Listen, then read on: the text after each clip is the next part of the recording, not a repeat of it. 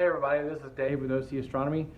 I am super excited. I finally got an eBay purchase in the mail that I've been waiting on for a little while, and I wanted to share a little unboxing with you. Let's see what we got. Haha. So, what's in the box? Let's see. They packed it pretty good. Oh, what could it be? Aha! This is something I've waited a while to get. Finally found one at a halfway decent price.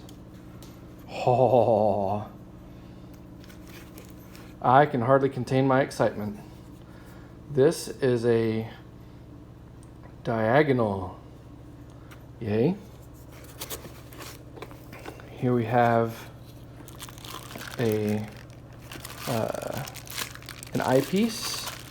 Oh, I thought it was the zoom eyepiece. The little lid says, zoom eyepiece, but that's not what was in there. It's just a little plossel. So pull the old switcheroo. That's what you get with eBay. Maybe it's under here. Is there any more? No, that was all. Well, can't blame them for keeping that. Although if it's in the description, you would expect to get it. And here is the AT72ED refractor. And it's red anodized, and the anodized painting has not faded, which is really nice. Everything looks really, really good. Has a shoe you can put on a tripod, although I've heard that the placement of this shoe is a little bit wrong for the balance, and that if you have a camera and a diagonal, or a camera or a heavy eyepiece hanging off the back here, that you really want to have another dovetail under here so that you can adjust the balance. There's been a lot posted about that. It is a little heavy. I have to say it's very weighty, but that's good because I've had plastic telescopes in this aperture range, and they feel cheap, and this does not feel cheap at all. You have the optics there. They look in fantastic condition, and you have your dew shield that just slides forward like so. Very nice. This screw on top is kind of interesting to me. It is to rotate the focuser. So if you have a camera on the end, you don't need a camera rotator. You just frame it up the best that you want to frame it, and then lock it in place with that. I wonder how much play that's going to give me, but I think that that'll be fine. Here we have the focuser. We have the coarse focus knob, which feels very nice and substantial. And then you have fine focus there. It's amazing if you have an imaging software program running and you're looking at the focus full width half maximum, you can really dial in with the fine focus. And it's such a difference going from 3.5 to 2.7 or 2.5. It just means how wide your stars are, and it's an amazing difference if you'll spend extra time to dial this knob. And then here's the focus kind of tension, I guess. Yeah, you can tell right now it'll compress. If I tweak that a little up, it freezes it. So I guess these 4 screws here must be, or maybe an Allen underneath. Sorry, it may be an Allen here that is for adjusting the pressure that the Crayford focuser puts on this. And I think if you dial that pressure in, this is just the lock. So you dial this pressure in, and that presses on the Teflon bearing that holds a rod up against here. It's a metal rod inside these Crayford focusers that's pressed up against there. And this Allen adjusts the pressure using a back of a Teflon bearing to press that up against there. And then when you roll that, it brings the focuser in and out. Right now, it's pretty loose. So if I put very much weight on it at all, it does that. So if I want any kind of heavy eyepiece on there, I'm gonna have to adjust that tension, but that's all right. This thing here is a beast. This Coarse focus knob. You see there's one on this side, one on this side. They're very substantial feeling. Like, it feels like you can, I don't know, compared to some of the cheap plastic ones that I've owned, which I've owned a lot of, this is much better. I'm excited because this is my first refractor of this size and quality. This is a lot like, there's an Orion telescope that's similar, an astrophysics one, it's also sort of similar to the Borg, although the glass that's used in the lenses might be a little different. But this is a very high quality item. This is not your typical little Celestron travel scope or something like that.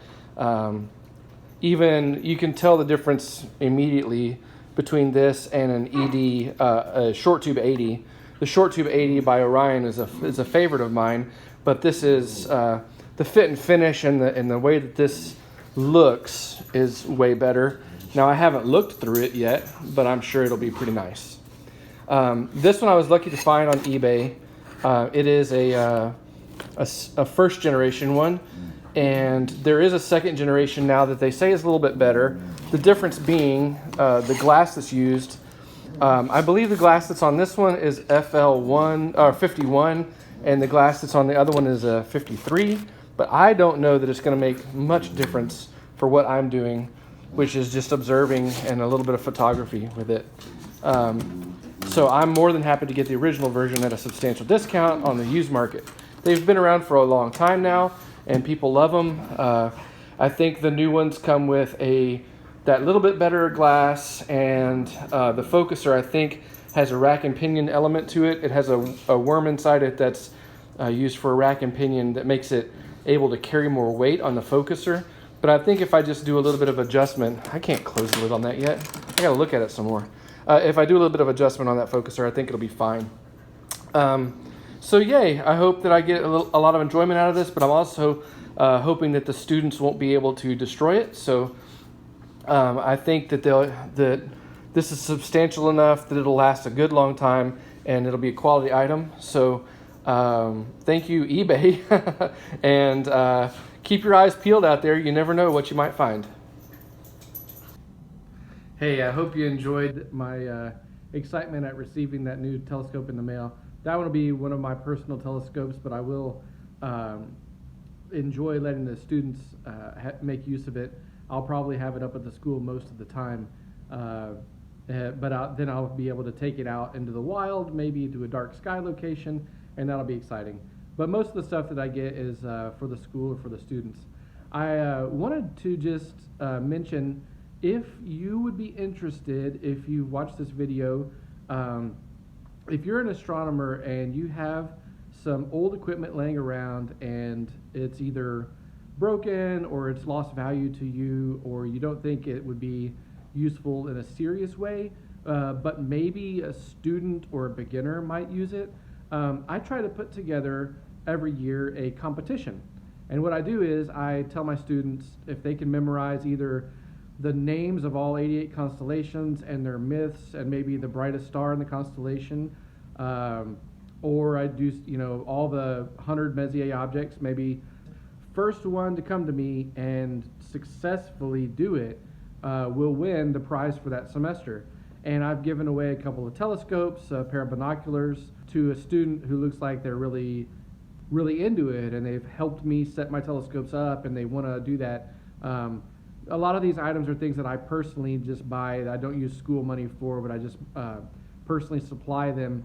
They're not very expensive, but maybe a good pair of binoculars or something like that. So if you would be interested at all in sending me your broken children so I could put them together again and get them out in the wild again and get them useful, I would be... Shut up, dogs. Dogs are scurrying around in here. I would be very happy to make use of your items. If you don't want to make a donation like that, that's totally understandable. But if you think the idea of something collecting dust, if you'd rather put it into the hands of a college student, they're taking my class because it is a compulsory college credit for science. But then I do get the occasional student who wants to make a go of it as a hobby or something that's interesting. So if you think that that would be something you'd want to help with, I would take that off your hands for you. And if you think that's interesting, leave a comment below, and I'll find a way to get a hold of you, maybe through Cloudy Nights or email or some such, and find a way to get you to send that to me. If you do have something like that, I'll pay the shipping for it. So if you can slap it in a box and slap a label on it, I'll pay for shipping. Anyway, just thought I'd mention that. I hope you guys are having a great day. I'll talk to you later. Bye.